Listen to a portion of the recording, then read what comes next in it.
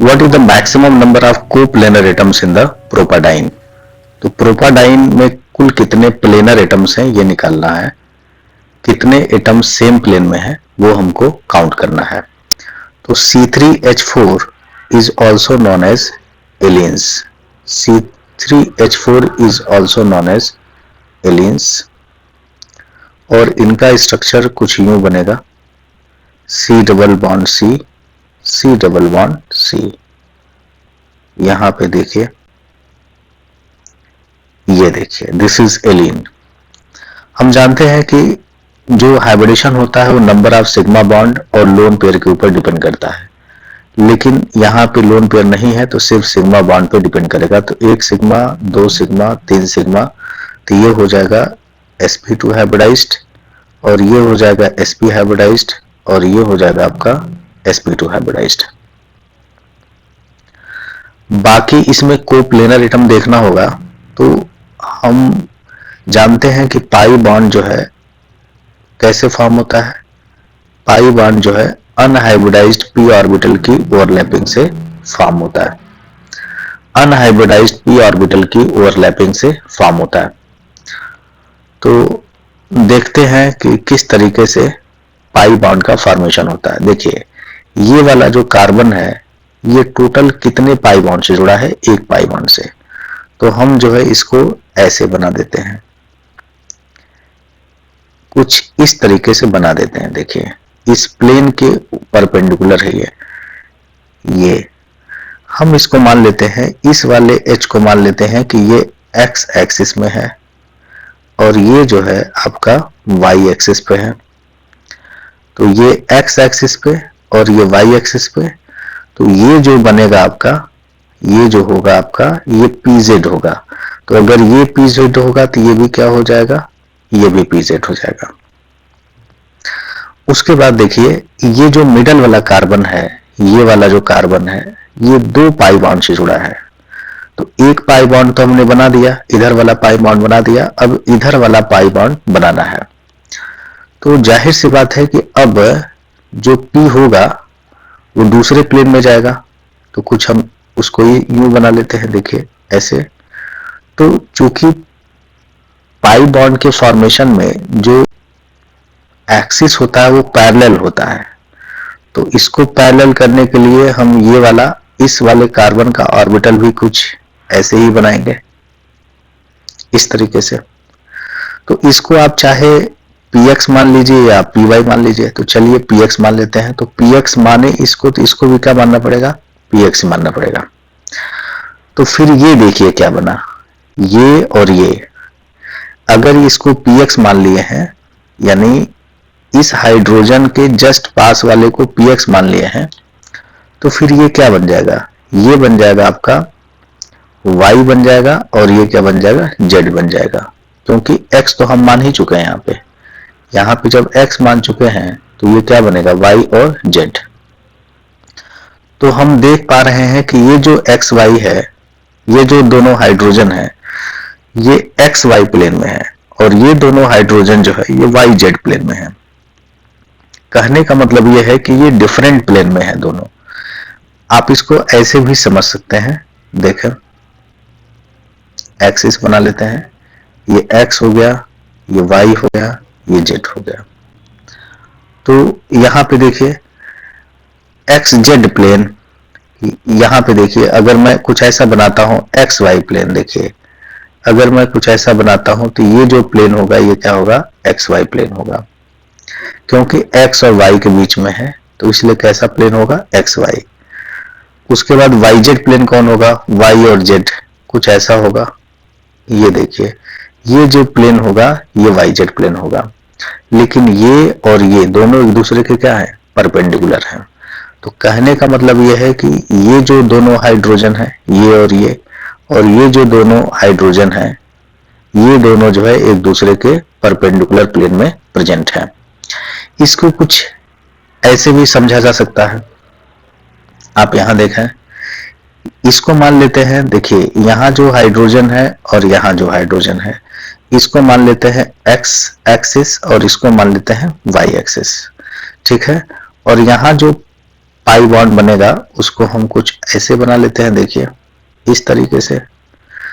तो ये x Y हो गया, तो ये क्या हो जाएगा, पीजेड हो जाएगा, पीजेड, और ये भी क्या हो जाएगा, पीजेड, और इनमें जो है पार्शियल ओवरलैपिंग हो जाएगी, और देखिए एक पाई बॉन्ड का फॉर्मेशन हो गया।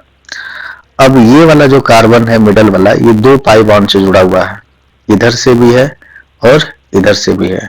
तो एक तो हो गया, अब इधर का देखते हैं। तो इधर के लिए हम क्या करते हैं, इस तरीके से पाई ऑर्बिटल ले लेते हैं।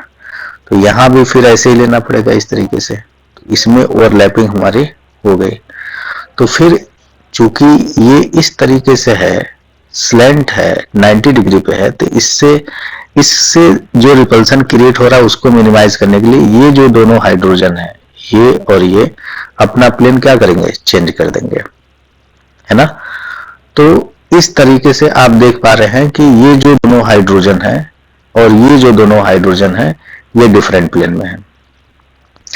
हम लोग इसका स्ट्रक्चर कुछ ऐसे भी ड्रॉ कर सकते हैं, इसका सी डबल बॉन्ड सी में अगर हम इसका डैश और वेज रिप्रेजेंटेशन देखें तो देखिए यहाँ पे सॉलिड वेज बन जाएगा और ये जो है आपका डैश वेज बन जाएगा, और ये जो हाइड्रोजन है ये प्लेन में ही रहेंगे।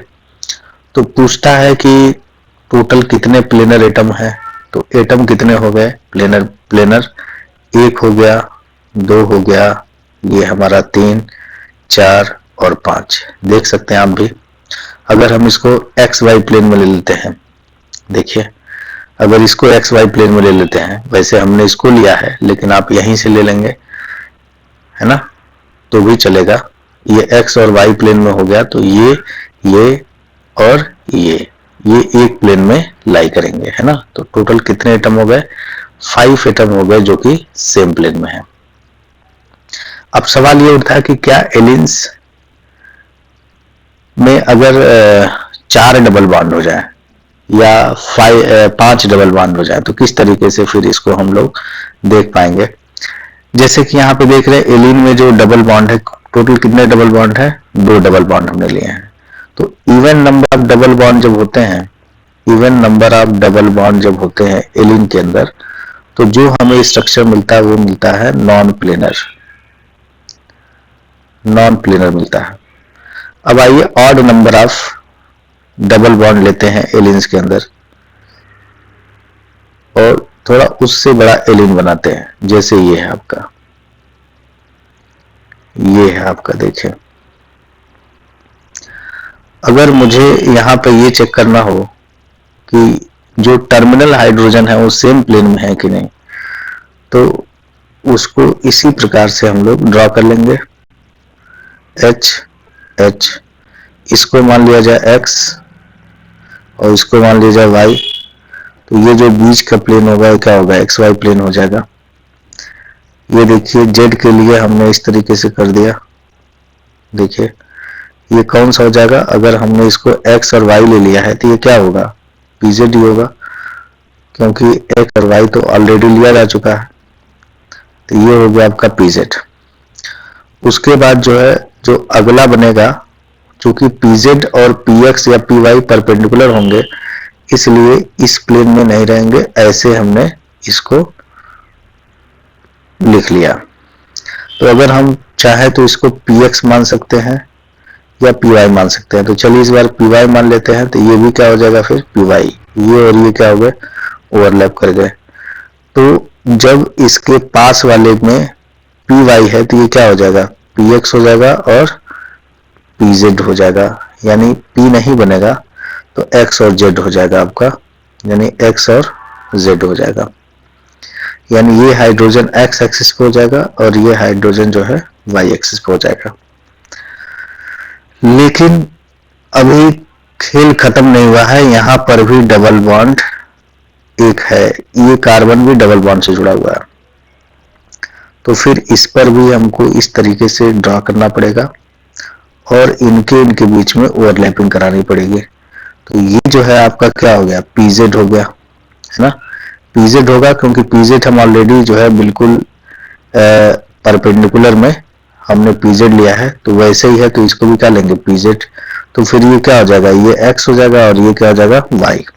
तो आप देख रहे हैं इनिशियली भी दोनों हाइड्रोजन एक्स वाई प्लेन में है और ये वाले हाइड्रोजन भी यानी एक्स और वाई प्लेन में यहाँ पे प्रेजेंट है। तो यहाँ हम देख रहे हैं कि जब odd number of double bond आता है तो हमें पूरा का पूरा मॉलिक्यूल प्लेनर दिखाई देता है। तो इस केस में टोटल कितने को प्लेनर एटम हो जाएंगे, एक हो जाएगा, 2, 3, 4, 5, 6, 7 और 8, टोटल 8 एटम्स हो जाएंगे जो कि प्लेन में प्रेजेंट होंगे। ठीक है। और अगर हम सबसे स्मॉलेस्ट एलिन में देखें जिसमें even number of double bond है तो टोटल जो है 5 एलिन्स मिल जाएंगे हमको, टोटल 5 कोप्लेनर एटम्स हमको मिल जाएंगे एलिन्स के अंदर। ऐसे भी पूछा जाता है कि एक एल्कीन है जिसकी ओजोनोलिसिस कराने पर हमें CO2 की प्राप्ति हो रही है, तो वह एल्कीन बताइए। तो जब भी ओजोनोलिसिस के दौरान अगर CO2 गैस लिबरेट हो रही हो तो आप यूं समझ जाएं कि जो एल्कीन है वो क्या है, एलीन है, वो एलीन है। हम लोग जानते हैं यहाँ पे जिंक यूज किया गया है, इस वजह से ये रिडक्टिव ओजोनोलिसिस है। तो चलिए आइए रिडक्टिव ओजोनोलिसिस कराते हैं, इस डबल बॉन्ड को ब्रेक करते हैं, यहाँ पे ऑक्सीजन आ जाएगा और एक ऑक्सीजन यहाँ पे आ जाएगा।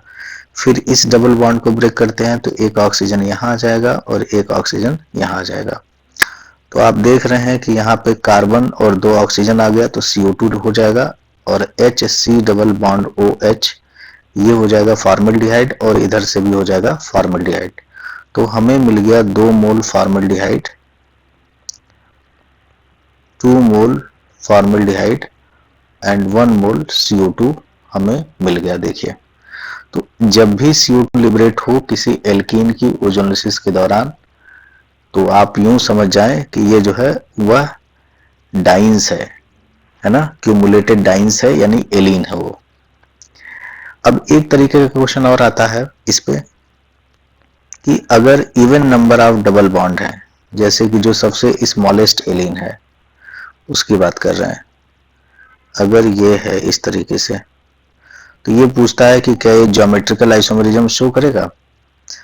तो ये जो है ज्योमेट्रिकल आइसोमेरिज्म शो नहीं करता है, क्योंकि ज्योमेट्रिकल आइसोमेरिज्म के लिए कंडीशन क्या होती है कि डिफरेंट एटम या ग्रुप होने चाहिए, डिफरेंट एटम या ग्रुप होने चाहिए। और दूसरा होता है कि जो एरियल डिस्टेंस है, एरियल डिस्टेंस वो क्या होना चाहिए, डिफरेंट होना चाहिए। एरियल डिस्टेंस डिफरेंट होना चाहिए, सेम नहीं होना चाहिए, है ना।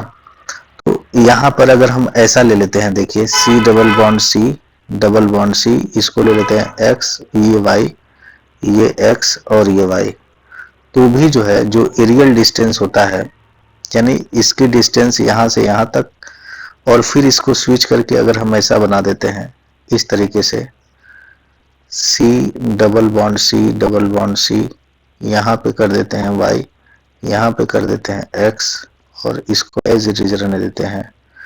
तो यहाँ से जो डिस्टेंस निकालते हैं एक्स वाई, एक्स एक्स का वो बिल्कुल सेम होता है। यानी अगर मान लीजिए इसकी लेंथ L है और इसकी भी L ही है तो ये दोनों बराबर होंगे। यानी इसका मान लीजिए L1 है, इसका L2 है, तो जो एरियल डिस्टेंस है वो कितना आता है आपका, आता है दोनों बराबर, है ना। L1 इज इक्वल टू क्या आ जाता है, L2 आ जाता है।